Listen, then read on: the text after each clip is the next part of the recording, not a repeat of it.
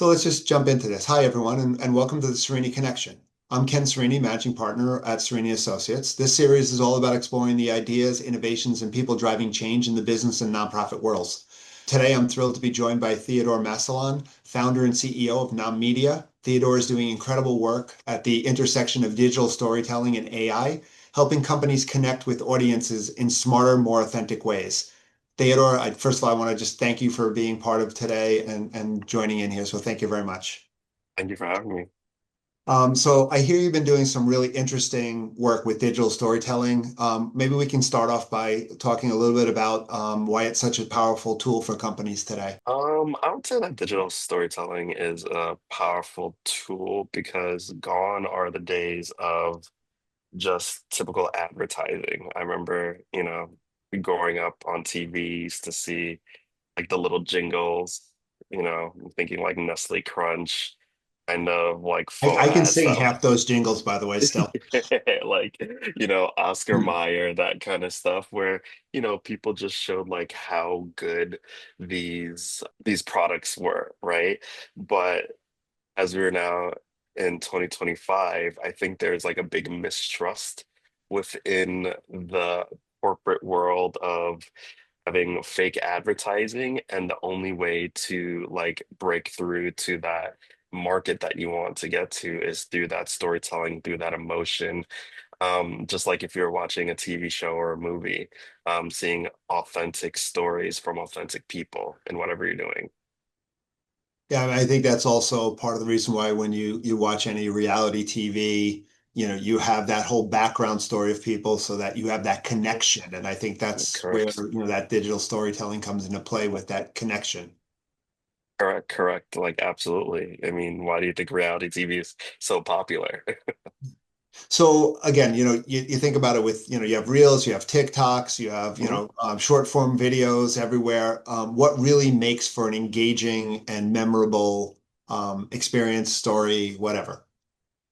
I would say stories from people in the organization and external people that are like frontline working with the organization. For example, in the healthcare space, like having talking, if you're in the healthcare space, nurses, providers, that kind of people talking about, oh, you know, they are they're dealing with their patients, how committed they are, how their everyday is, and then also the external people, how they're dealing with the organization on a day-to-day basis, what change they made in their life.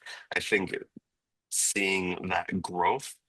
I don't know if you've ever read the book Brand Storytelling, I believe. Or brand telling, that's what it is. And every story has, you know, a beginning, middle, end. It always has, your main character. They run into a problem, they go through a change, and then they end up on top, right? And there's always the bad guy in the story. Not necessarily that there's always a bad guy, but there's always that quintessential Antagonist, growth or yeah. protagonist. There we go. Protagonist and antagonist. There's always that growth story. And if you could tell that, whether that's in a 30-second clip or a 5-minute clip or an hour film, that the people are drawn to being, like you said before, feeling like they know the person. So when you kind of look at creating one of these videos or whatever, obviously people today have a much shorter attention span than, if you haven't captured their attention within the first half a second, it's tough. I mean, what do you do to try to capture that attention? How long should a video story be? How does AI come into the mix with all of this? Well, I mean, you're right. You have to capture their attention within the first 30 seconds to a minute. Um, And the way you do that is by titling whatever you're doing as like, here's the problem, here's how you solve it, but also like in within the first 30 seconds, talking about that problem and talking about how you're going to solve it in that video. Um, So, for example, if you say something like, I'm going to teach you how I made $5 million in 1 year using this method.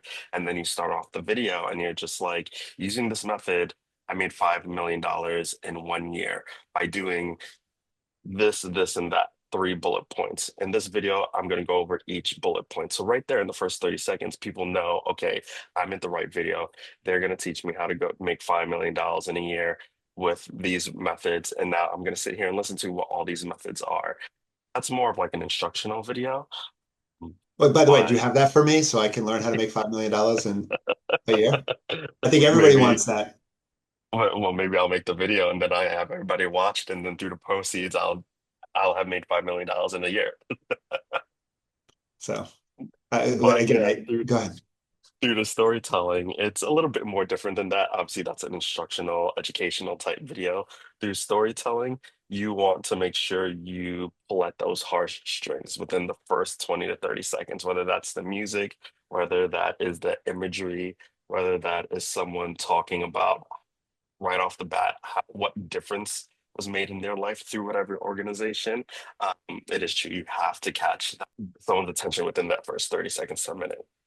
So, there's a lot of nonprofit. You mentioned healthcare, right? So Mhm. we have a lot of nonprofits who kind of join into this also. You mentioned healthcare and you talked about, frontline nurses and stuff like that. I mean, to what extent do you do like a one video, or is it better maybe to do a series of videos, maybe following a nurse or following a doctor or maybe following a patient or something like that? Does that work well? Does that not work well? What have you seen has had the biggest impact? It's always a series of videos. You want to make sure, especially if you're in an organization, that you're constantly taking videos, whether they're one-off 30-second videos or longer videos, because at the end of the day, once you've done that on a consistent basis, then, let's say after a year or so, you have enough footage to put together a comprehensive video. Right? And you want to have more than not, right? You want to have too much so you're able to boil down. What I found works, it's really, up in the air because you think you have a plan, you think you're coming in with a plan when you're telling stories, but a lot of the time the plan just falls apart because a lot of times you might have a plan saying, "Hey, I'm gonna follow you, Ken. I'm gonna follow you, Ken, and I'm gonna talk to you about your day in the life." But maybe you're not comfortable in front of the camera, and then throughout the day you find someone who is in front of the camera. The stories kind of tell themselves. You come in with the best intentions of saying, "I'm gonna tell this story." And then by the end of it, you realize you have a totally different story that creates more of an impact. So, I mean, I think the best way to get started is, yeah, create like a plan, just go out there and just start talking to people, just like we're talking right now. Literally just start talking to people, and the stories that you never knew out there are gonna, you know, create themselves. Yeah, first of all, no one wants to follow me and nobody wants to know my story. But um, so for me, you'd start with me and you jump off me in like 3 seconds. But anyway, how can companies kind of strike that right balance between authenticity and professionalism in their storytelling? I mean, if you have an organization, you should always stick to your organization's brand, right? I'm assuming that most organizations, you have a brand, you have a feeling, you have a vibe, right? As long as you're sticking to that brand, feeling, and vibe, you could really stick to that, right? Like I said, the stories really tell themselves. If your logo is on it, if your feeling is on it, there's no really balance, I would say. Because I would say test everything. I like to say that nobody is going to give you a bad review. Nobody's going to hold your feet to the fire unless you're talking about religion or politics, right? As long as you're staying with what your company mission and goals are and branding is, just try it. If it doesn't work, just go to the next one. No one's gonna hold it against you. Okay. And then obviously if you are well, I guess how do you deal then with the call for action? I mean, you have this video, right? And you have this story. You want there to be some level of call to action attached to this. How does that call to action work typically? Call to action works basically by finding out what your call to action is, whether it's more donations, whether it's volunteers, whether it is, you know, just more engagement. You should always have that call to action, know what that call to action is. And really, the call to action is you could fit into any story just by asking that call to action at the end of your interview with a person. So we could be talking about this right now, but then at the end, I could say, like, hey, Ken, like, what do you say to what would you say to people who don't know if they want to pull the trigger and donate to this and that organization? And your ending line would be like, you need to donate to this organization. You don't know how many lives it's impacted. Just always have that subtle question that you're always going to ask anybody. Just like, you watch any other podcast or any other interview, your favorite interviewer usually has like or question they always ask. The same thing, whatever that call to action is. We do have a question thrown up. How do you come up with ideas that are authentic to your brand? How do you determine what you should be testing? Or because you said you test and you go back and retest and whatever. So how do you determine what are those areas that you're going to test, and how do you determine or come up with ideas that kind of align with or are authentic to your brand? Surveys, a lot of surveys. I mean, if you're in an organization and the organization is big enough, even if the organization is small, using Microsoft Forms, whatever your go-to survey thing is, and sending surveys out to people in your organization. If you have ideas, if you have thoughts, the people who are in the trenches every day, what it is. Like, ask people, do you know I'm going to stick to healthcare since we're in that. Do you know a patient who is outspoken that would love to be interviewed? How do you guys feel about this? How do you guys feel about that? And like I said, it's really just having conversations with people. And it could just be regular conversations, just having a camera ready. Right? We're having a conversation right now. Technically, we are on camera. We could probably take snippets from this to use in different ways or forms.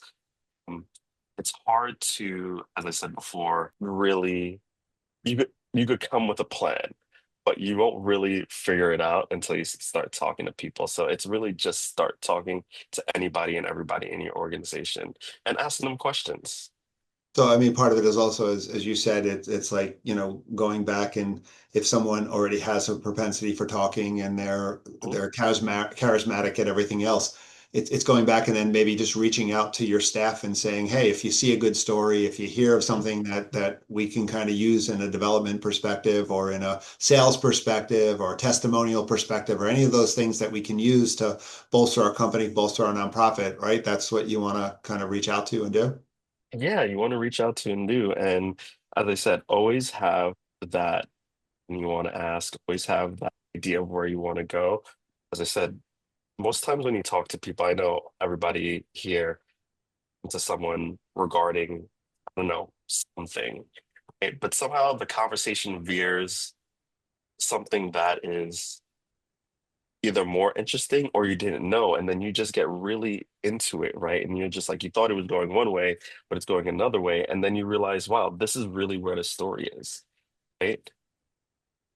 So what are some of the common mistakes that you see out there that companies are making with respect to social media and overall digital storytelling? Not doing it. It's really the common mistakes. I think a lot of the common mistakes people are doing is still focusing on graphic content. I mean, graphic content is good for fillers.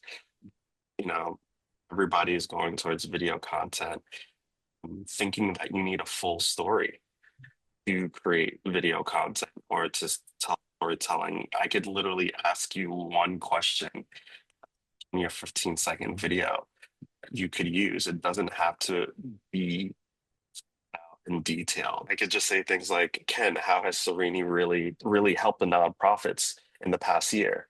It just could be one question. It doesn't have to be multiple questions. And it could be broken up into 10, 15-second clips. We could have a third, we could have our conversation right now, and these could be used for 50 clips. So it's just being out there and don't think too deeply about it. What would you say to people who really don't know where to start or how to start, or maybe who feel uncomfortable getting in front of a camera? Ooh, and that's hard. That's hard.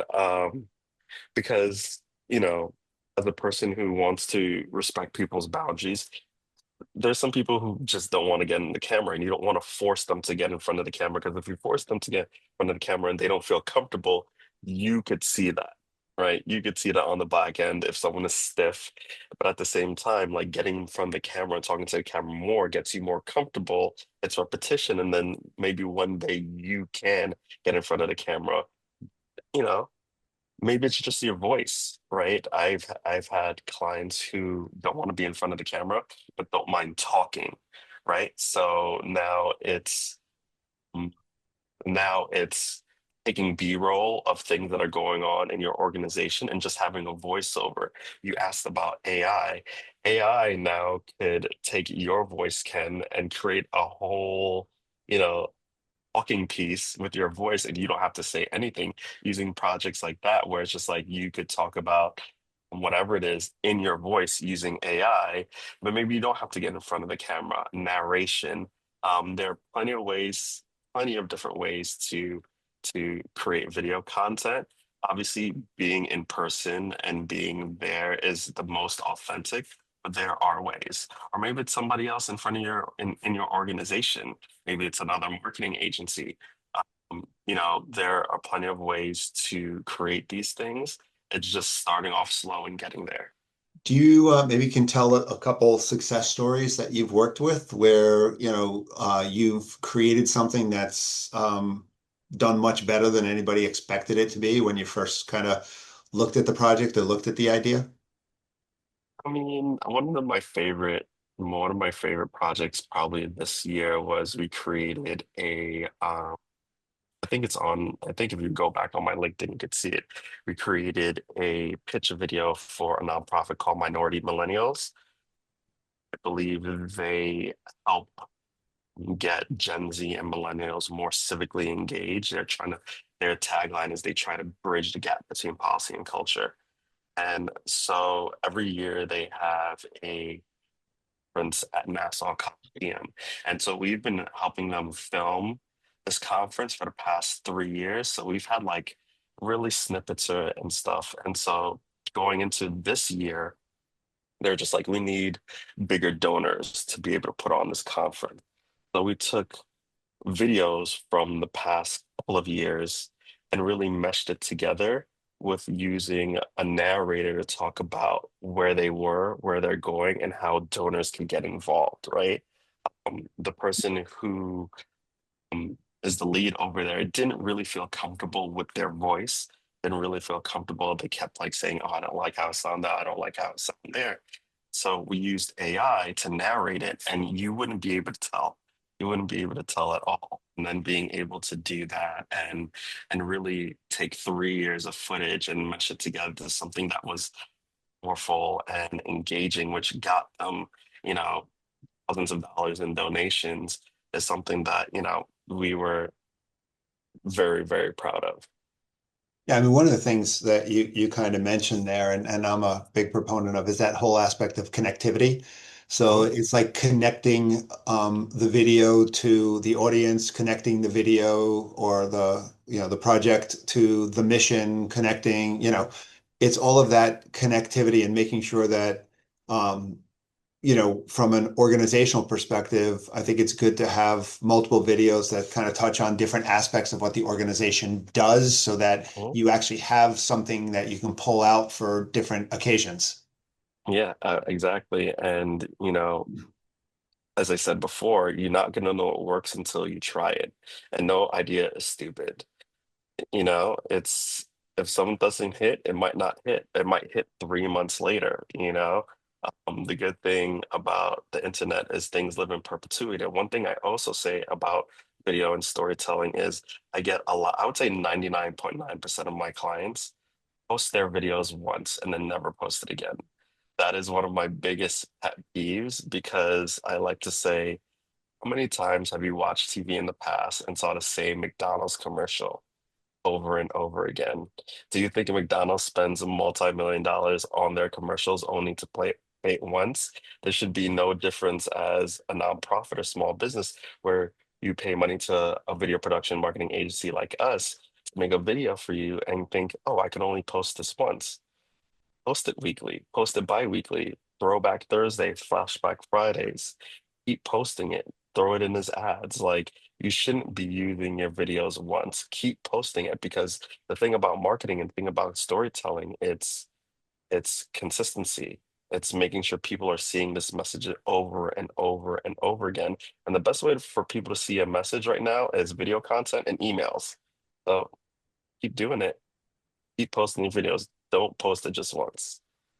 Yeah, I mean, again, as you said, repetition is important. I think the statistic now is it's somewhere between 7 and 9 times seeing something before you even recognize the fact that it's there, in I think essence. it's even higher than that. I Is think it's it? 14. I think it's Is up it to now like 12 to 14? 14. Yeah. Yeah, wow. Yeah, it's because there's just so much information out there. Mhm. Um, so like I guess how do you rise above the clutter? How do you get to a point where or that you're creating stuff that's going to everybody's creating stuff. Everybody's putting stuff, everybody's having the same conversation. I need to get video out there. I need to get video out there. I need to get video out there. Not enough for doing it, but there's still a lot of talk about it. How do you rise above the clutter? How do you get to a point where, when you're producing stuff, it elevates to a point where people are actually listening and reacting? That's the funny thing. I think people are always listening. People are always reacting. Of course, we have our busy days, but throughout the day, here and there, we might check LinkedIn, we might check social media, we see our emails. People are always listening, but like we just said, it takes between, you know, 7 all the way to 14 times before something clicks, right? And I think the answer to that is you don't necessarily need to rise above the clutter because of the way that we're so connected right now. I think everybody has their own spaces, right? It's not like the days in the past where you were either a TV star or a movie star. There's nowhere in between. I remember back in the day, it's just like if you were a movie star, going on TV was like faux pas. Like, oh, I would never do a TV show. And if you're a TV show, actor, getting to movies was like the big break, right? Now with social media, with online, there's so many spaces. You can walk past a person on the street right now who has 5 million followers, who gets paid hundreds of thousands of dollars in, ad revenue, and you would never know it because they'd be in they're big in their own right. So I don't think you need to look it as I need to rise above the clutter. There's always going to be clutter. I think you just need to insert yourself and the right people will see it. I mean, we're talking about video storytelling, but storytelling in general also involves your words, your emails, your outreach, right? We just said it takes about 14 times for people to notice you. If you're sending one email a month, that's a year and 1 month before someone is going to notice, like, oh, I've been getting their emails for a while, right? If you're Mhm. sending 2 emails a month, that's about 6 months, right? Before someone's like, oh, okay, like I always see your emails, like they look good, right? So just think about that. It's about the consistency, right? It's gonna take a while. Like when in our place, like when we do videos, when we do stuff, it's gonna take a while. But once you're there, you're gonna have people noticing you and the right people reaching out to you. So how much is enough and how much is too much when you're dealing I with mean, this? I would say depends on what makes you feel comfortable.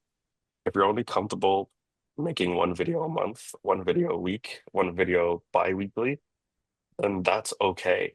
That's okay as long as you stay consistent. If you're like as big as a Nike and you send out 3 emails a day because they're a multi-billion dollar organization, that's how they stay in front because they have the budget for them. I like to say that you have to start somewhere. So when it comes to videos, try to do once a week. That's 4 a month. It's for a month, and you could batch it, right? We are big proponents of batching content, going out, having a day where you talk to people, where you film stuff, looking at the footage and seeing what you could pull. You only need 4 videos that are 10 to 15 seconds each. That's less than a minute in video footage that you need for a whole month's worth of footage. Then that one email a month talking about your story, talking about what you did, right?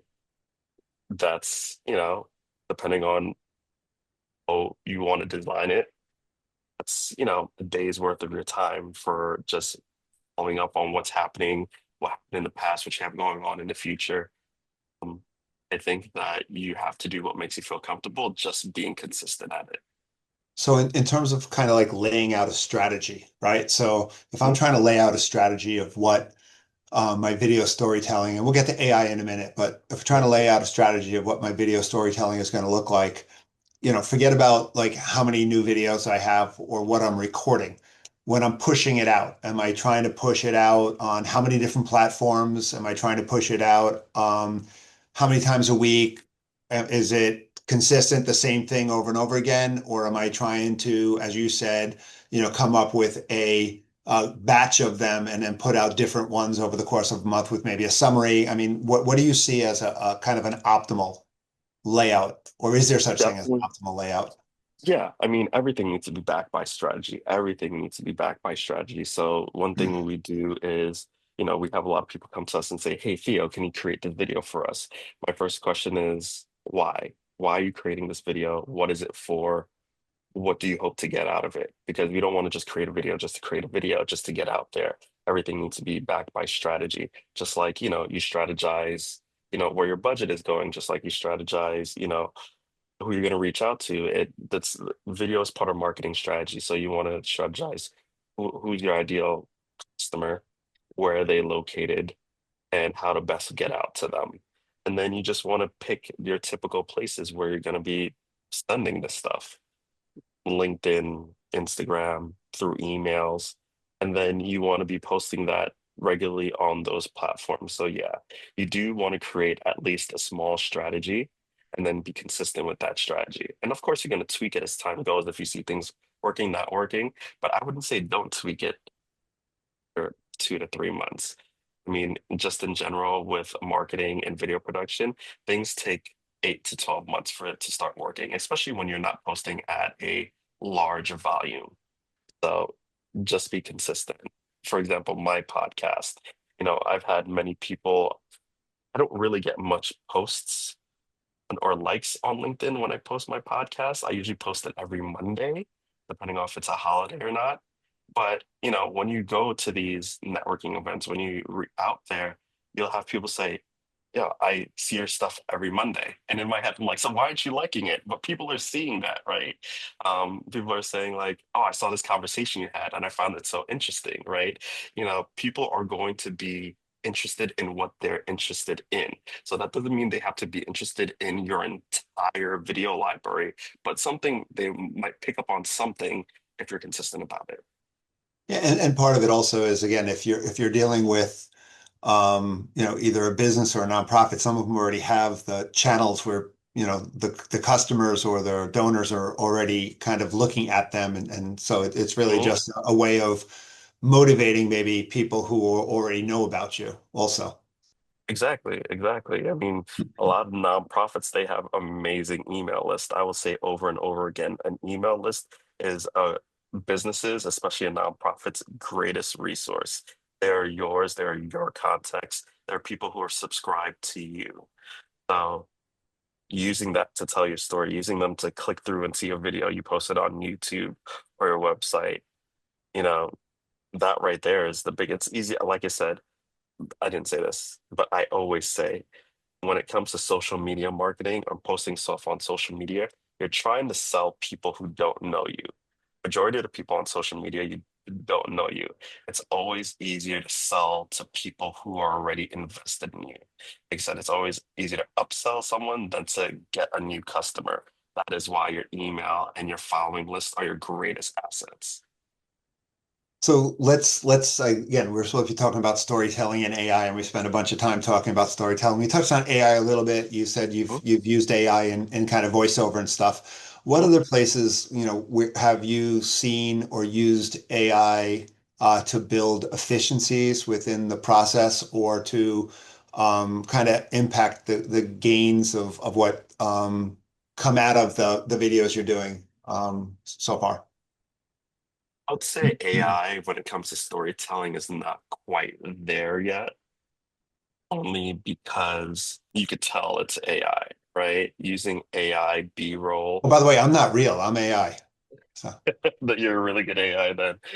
Um, Using AI B-roll is still quite not there yet, so we don't use it much. We use AI in terms of filling in maybe spaces that are darker when it comes to a video production. For example, let's say that we recorded something on our phone, which is like the 9 by 16, right?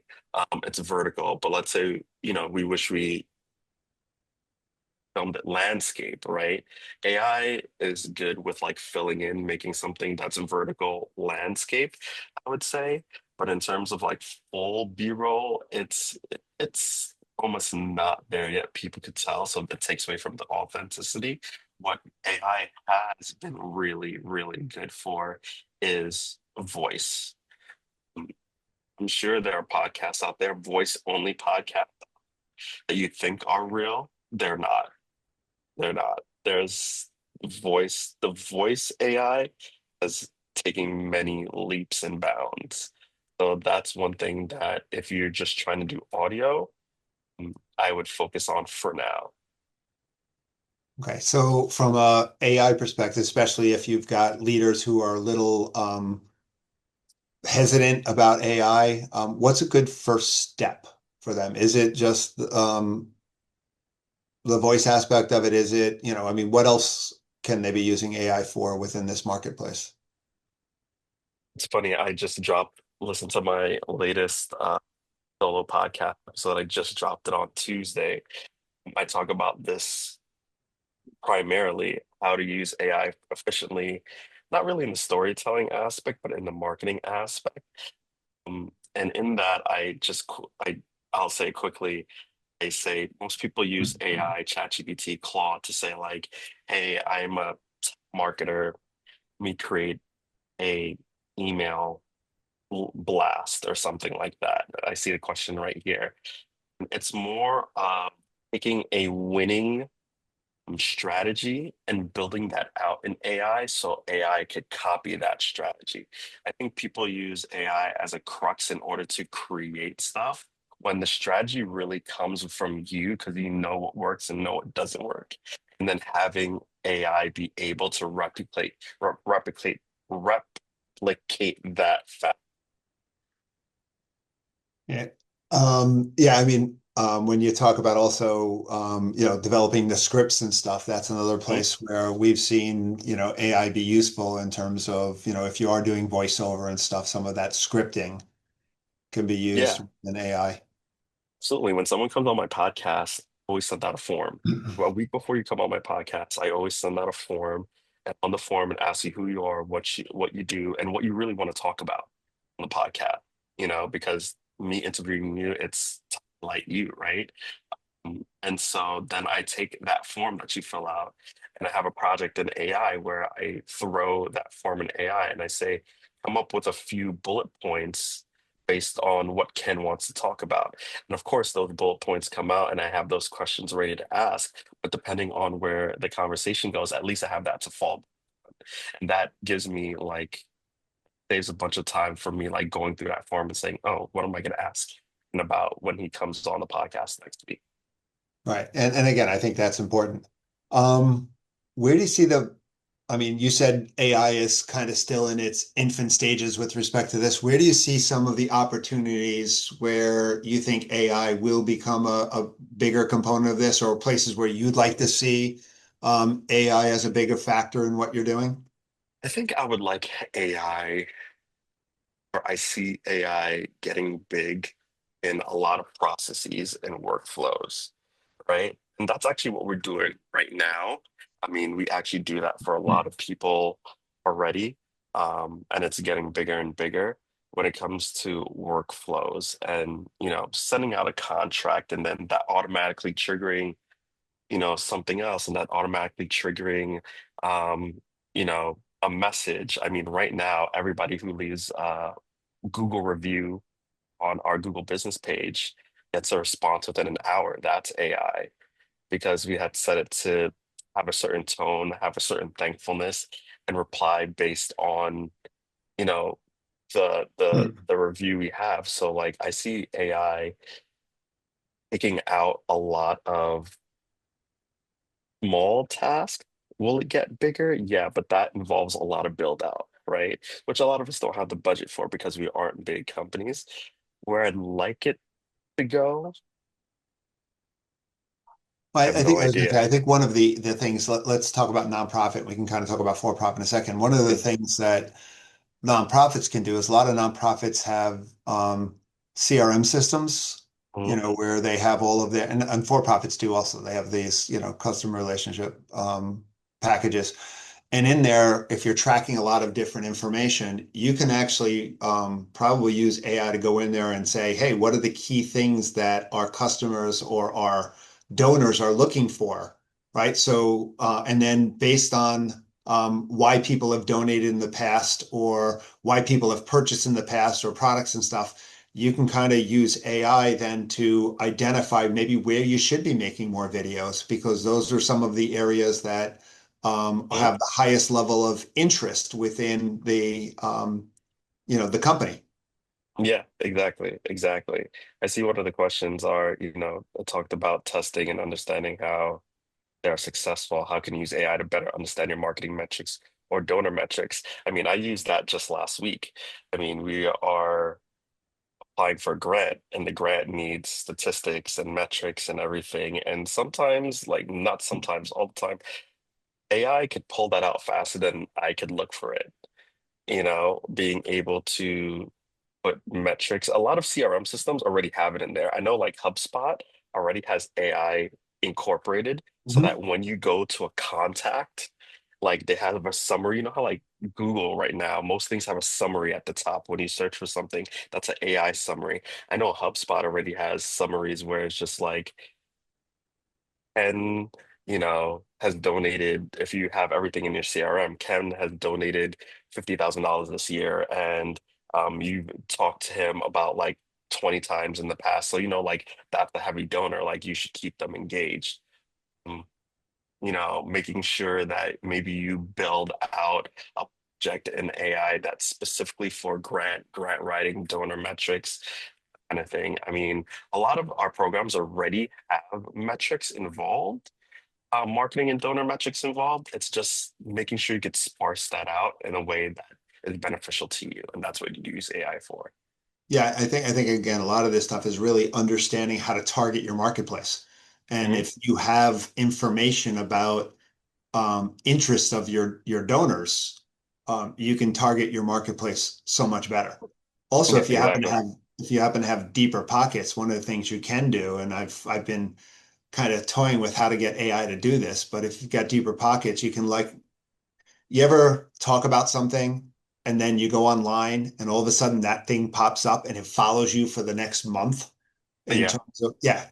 So, something similar to that, where if you kind of understand what the profile of a good donor looks like and understand what websites and stuff they're going to, you can Mhm. find other people who look just like them out there online and then start targeting your videos and stuff to them to see if you can kind of get them to buy into you. But that's kind of a story for a future generation, I Yeah, guess. yeah, yeah. I think a lot of things I've saved for nonprofits to look, and I don't know how easy it's going to be to look for these people, but people, a lot of companies could do is kind of look for and hire prompt experts. Because really, it's like learning AI is at its infancy stage, Yep. right? What do I pertain it to? It's kind of like when the internet and computers just started coming out, right? You'd go to college, there was no there's no degree or classes for computer engineering or computer coding, right? But now in 2025, there are classes for computer coding, but that had to start somewhere, right? Yeah, but I the think, difference there is that took 35 years or whatever it is to do. AI is moving at such a speed that all of this stuff is going to be relevant a year from now, 2 years from now, 5 years from now. yeah, exactly. But you're still going to have people who feel like they are like I feel like I am a prompt expert. I mess around with it so much. I feel like there are ways I look at it that other people don't look at it, which benefits, companies in certain ways, helps me do things efficiently, faster.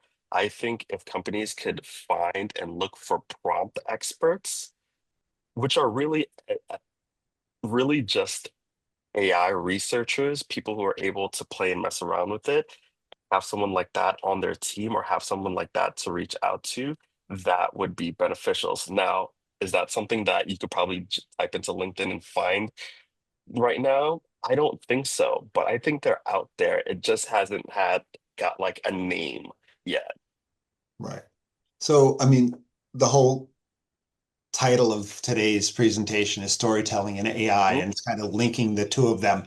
From a linking of the two of them, storytelling and AI, um, how do you see them working together in interesting ways, and what might that look like going forward? I see it working in interesting ways by, dropping um dropping currently, I would say, videos and things that you've done in the past in AI and having AI kind of figure out what are the trends, right? If you do have some sort of success, if you do have anything, doesn't even have to be success, or some kind of historical content of what you did in the past and seeing how it works, you could drop all that data into AI and see how it works and then use that as a strategy for going forward. How I see AI going from there, it's just going to get more and more efficient. Really, I really don't know. I mean, that's a good question.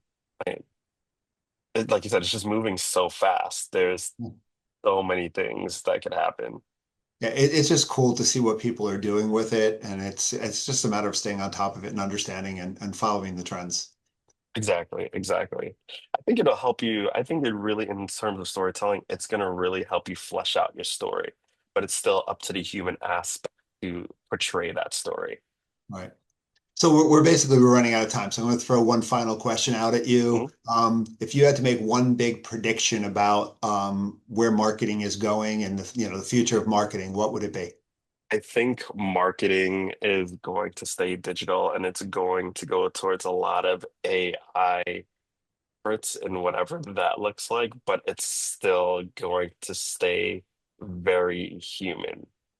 It's still going to stay very human. I think if we look back towards history, everything still comes back to authenticity. And that's the biggest thing when the internet started. How do you know what's authentic? When AI is coming out, how do you know what's authentic? When I know this ad is authentic, how do you know this store is authentic? I think even though AI and digital marketing is very important, it's marketing is still going to stay very in person and very authentic.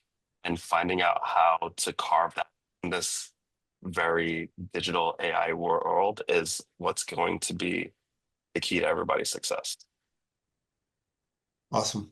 So actually, this has been incredible. I really appreciate your time, Theodore. Thank you for sharing your insights and helping us better understand where marketing is headed. Before we wrap up, if someone wants to connect with you and learn more about Nom Media, what's the best way to do that? You could email me at Theo at Nom Media, NOMMEDIA.co.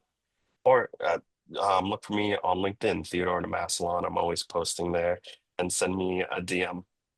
Yeah, we'll push information out when we push out the video and everything over the Mhm. next few days. We'll push out contact information for you too. So thanks everyone for being part of this. We'll see you at our next Cerini Connection. Thanks. Take care, everyone. Thanks, guys. Bye.